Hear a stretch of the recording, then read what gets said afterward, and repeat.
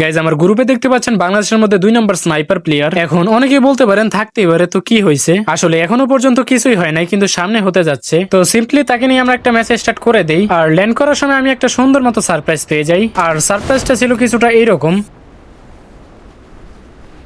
মানে আমরা নামছি বুলসিয়াতে কিন্তু এসে পড়ছি স্যান্তোসাতে। এখন আশা করি বুঝেই গেছেন যে স্নাইপার প্লেয়ারটা একজন জাদুকর। যাই হোক, একটু পরে আমার সামনে একটা এনিমি চলে আসে আর আমি সুন্দর মতো করে এখানে এটাকে মেরে দেই। আর একে মারার একটু পরে আমিও, যাই হোক, আমি মরে যাওয়ার পর আমার লিজেন্ড টিমমেটের খেলা দেখতেছিলাম আর তার স্কিল ছিল কিছুটা এরকম।